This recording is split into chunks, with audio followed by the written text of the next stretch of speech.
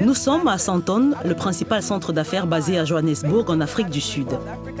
C'est dans ce quartier financier florissant qu'en 2018, le président Cyril Ramaphosa annonçait sa vision ambitieuse d'attirer des investissements de l'ordre de 100 milliards de dollars sur une période de 5 ans.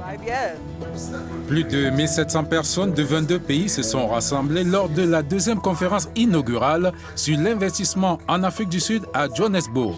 Cette rencontre s'inscrivait dans le cadre des efforts déployés par le président pour améliorer la deuxième économie d'Afrique et s'attaquer au taux de chômage de 21,1%.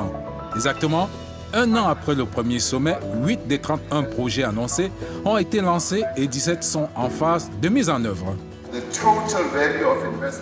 Le taux des engagements d'investissement pris aujourd'hui est de l'ordre de 363 milliards de rand.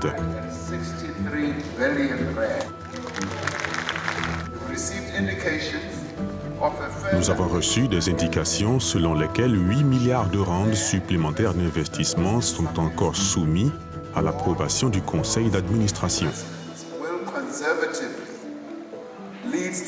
Ces investissements conduiront de manière progressive à la création d'environ 412 000 emplois directs au cours des 5 prochaines années.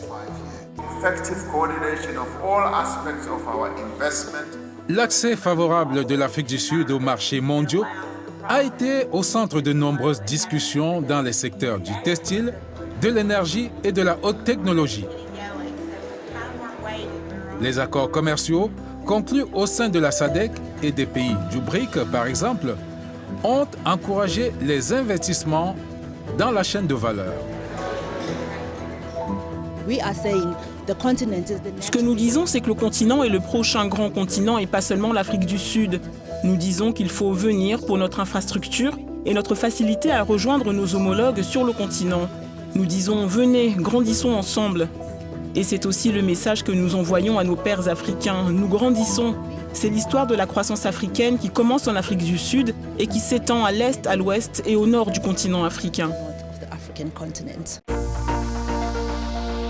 Le pays s'est fixé comme objectif de se classer parmi les 50 premières économies les plus performantes dans le rapport Doing Business de la Banque mondiale au cours des 3 prochaines années.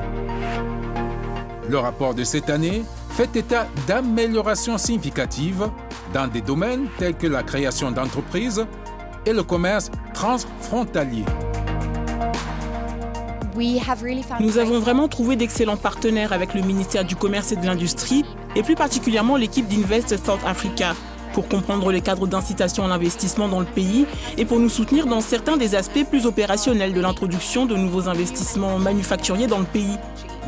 Pas plus tard que la semaine dernière, nous avons eu la commande officielle d'une usine Always pour une nouvelle ligne Always en Afrique du Sud. Augmenter nos emplois manufacturiers de 30%, c'est un investissement de 300 millions de rand et nous sommes impatients d'en faire encore plus. Malgré les défis allant de la corruption à la stabilisation de la compagnie d'électricité Eskom, de nombreux investisseurs étrangers continuent de croire en la vision du président.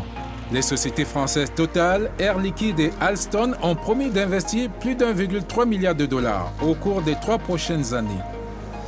Les sociétés françaises ont compris le message depuis très très longtemps. Et aujourd'hui, nous avons plus de 65 000 emplois directs qui sont fournis par des sociétés françaises. La vision de nos compatriotes français sur l'Afrique du Sud est entachée par les notions d'insécurité, de corruption. Si vous regardez cette ville de Sandton, c'est une ville moderne, c'est une ville européenne. Et ici, on fait du business comme en Europe, avec un secteur bancaire très développé, au moins aussi développé qu'en France, avec un secteur judiciaire tout à fait indépendant. Donc on a tous les éléments pour faire du business.